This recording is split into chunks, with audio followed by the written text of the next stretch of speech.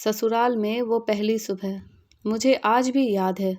कितनी घबरा कर उठी थी मैं, ये सोचती हुई कि कहीं देर ना हो जाए। सब न जाने मेरे बारे में क्या सोचेंगे।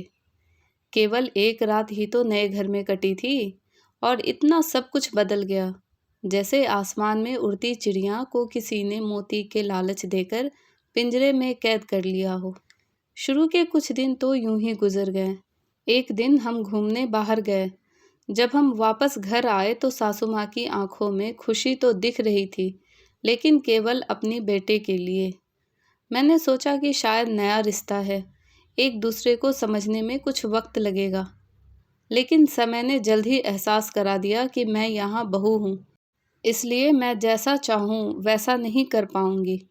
कुछ कायदा और मर्यादा है जिसका मुझे पालन करना होगा, जैसे कि धीरे धीरे बात करना, धीरे से हंसना, सबके खाने के बाद खाना खाना। यह सब आदतें मुझे अपने आप आ गई।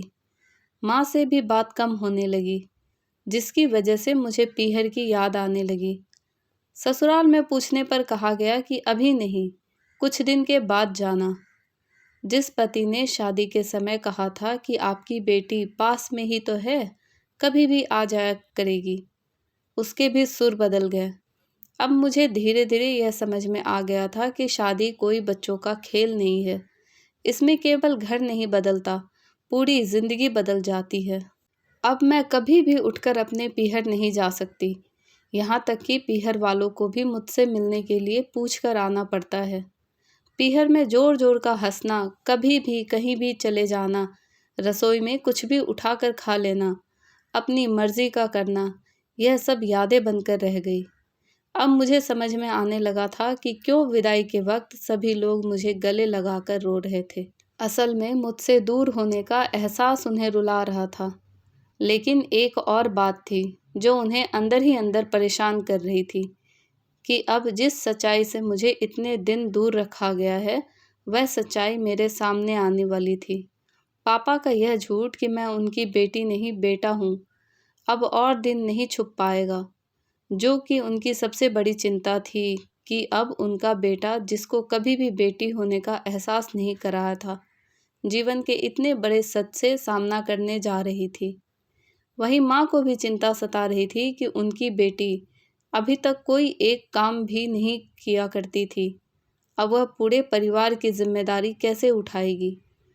सभी लोग मेरे इस विदाई और पराये होने का दर्द जान रहे थे, सिवाय मेरे, इसलिए वह सभी लोग रो रहे थे। आज मुझे समझ आ गया है कि उनका रोना गलत नहीं था। यह हमारे समाज का नियम है कि एक बार बेटी डोली में विदा हो गई तो वह उस घर के लिए केवल मेहमान ही बनकर रह जाती है। फिर कोई चाहे कितना क्यों ना कह ले कि यह घर आज भी मेरा ही है, सच तो यह है कि अब मैं कभी भी यूं ही अपने पीहर नहीं जा सकती।